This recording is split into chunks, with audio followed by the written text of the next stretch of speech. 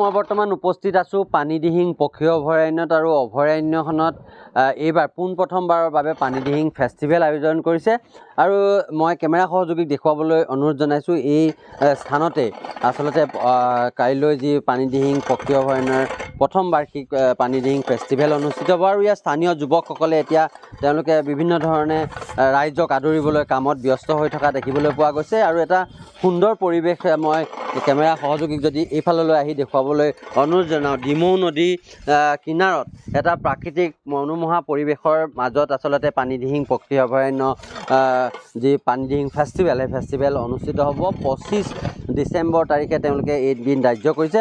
আয়োজক সমিতি আছে, আমি তেখেতৰ সৈতে কথা পাতিম। দাদা, এইবাৰ আপোনালোকে পানীদিহিং ফেষ্টিভেল আয়োজন কৰিবলৈ লৈছে, কেনেধৰণৰ কি কাৰ্যসূচী ৰাখিছে?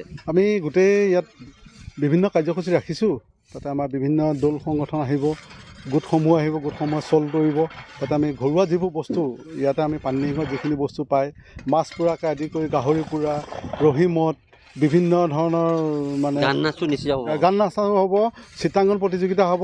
আমি ইয়াত যাতে পানীদিহিঙত কোনো ডিষ্টাৰ্বেবল নোহোৱাকৈ আমি কামটো কৰিম, যাতে আমি বেছিকৈ চাউণ্ডৰ ব্যৱস্থা কৰা নাই, নিম্নমান চাউণ্ড কৰিছোঁ যাতে পক্ষীও থাকক, যাতে আমি বিভিন্ন প্ৰকাৰে চাই মেলি আমাৰ এই পানীদিহিং উপভোগ কৰক। যাতে আমি ইয়াত এই অনুষ্ঠানটো এইবাৰ প্ৰথম হৈছে, আমি প্ৰতি বছৰ পতা এটা প্ৰয়াস কৰিম আৰু স্থানীয় যিখিনি লোক আছে গোটেই লোকখিনি আমি মাতিছোঁ, গোটেই ৰাইজক মাতিছোঁ যাতে এই অনুষ্ঠানটো সহযোগ কৰক। অহা 25 ডিচেম্বৰ সকলো আহি যাতে এই অনুষ্ঠানটো সাফল্যমণ্ডিত কৰক, তাৰ বাবে আমি প্ৰত্যেককে অনুৰোধ জনাইছোঁ। আৰু বিভিন্ন জেগা যিসকল আমি বিভিন্ন জেগাৰ বিভিন্ন পৰ্যায়লৈ আমি মেছেজটো পঠাইছোঁ যাতে প্ৰত্যেকৰ পৰা আহি এই পানীদিহিংখন চাই যাওক, যাতে ইয়াত চৰাই দেখিব, মাছ দেখিব, ওচৰতে আমাৰ মনোমোহা দৃশ্যাং পৰিৱেশ আছে, পৰিৱেশটো দেখিব।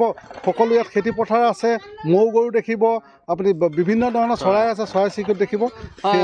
ধন্যবাদ জনাইছোঁ। আচলতে পানীদিহিং পক্ষী অভয়াৰণ্য যি পোনপ্ৰথমবাৰৰ বাবে পানীদিহিং ফেষ্টিভেল আয়োজন কৰিবলৈ লৈছে, তেওঁলোকে তাত বিভিন্ন ধৰণৰ কাৰ্যসূচী ৰাখিছে আৰু বাহিৰৰ পৰা পক্ষী বিশেষজ্ঞ আনি তেওঁলোকে এটা বাৰ্ড ৱাটছিং প্ৰগ্ৰেম ৰাখিছে, যিটোত স্থানীয় যুৱক যুৱতীসকলক পানীদিহিঙৰ পক্ষী দেখুওৱাৰ এটা পৰিকল্পনা কৰিছে, যাৰ জৰিয়তে স্থানীয় যুৱক যুৱতীসকলে পানীদিহিঙৰ পক্ষীসমূহ চিনাক্ত হৈ পাছৰ পৰ্যায়ত তেওঁলোকে এই যাতে পৰ্যটকসকলক পক্ষীসমূহ দেখুৱাব পাৰে। মই দেখুৱাইছোঁ বিভিন্ন দল পৰ্যটকৰ দল ইতিমধ্যে ইয়াতে পানীদিহিঙত আহি উপস্থিত হৈছে আৰু লোকসকলে তেওঁলোকে পানীদিহিং পক্ষী অভয়াৰণ্য যি ফেষ্টিভেল পাতিবৰ কাৰণে তেওঁলোকে ইতিমধ্যে আয়োজন কৰিছে। মই আৰু এজন কমিটিৰ বিষয়ববীয়া আছে, মই তেখেতৰ পৰা কথা পাতিম। কেনেকুৱা ধৰণৰ আপোনালোকে আৰু কি কাৰ্যসূচী ৰাখিছে? আপোনালোকৰ এটা কথা জানিছোঁ যে আপোনালোকে উচ্চ প্ৰাবল্যৰ চাউণ্ড ছিষ্টেম ব্যৱহাৰ কৰা নাই, কি কাৰণে?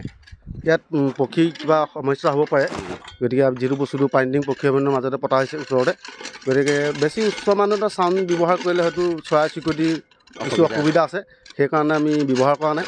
আৰু পোনপ্ৰথমবাৰৰ বাবে পাতিছোঁ, আমি অকণমান চালুকীয়া হৈছে বাৰু। ভৱিষ্যতে আগন্তুক দিনত আমি অলপ বহলকৈ পাতিবলৈ চেষ্টা কৰিম। এতিয়াও সকলোকে আমি স্বাগতম জনাইছোঁ। অহাকালিলৈ যি 25 তাৰিখে পানীদিহিং উৎসৱ পতা হৈছে, তালৈ যাতে সকলোৱে আহি সহায় সহযোগিতা কৰে আৰু ইয়াত বিভিন্ন প্ৰতিযোগিতাও আমি ৰখা হৈছে, সকলোৱে আহি অংশগ্ৰহণ কৰিব।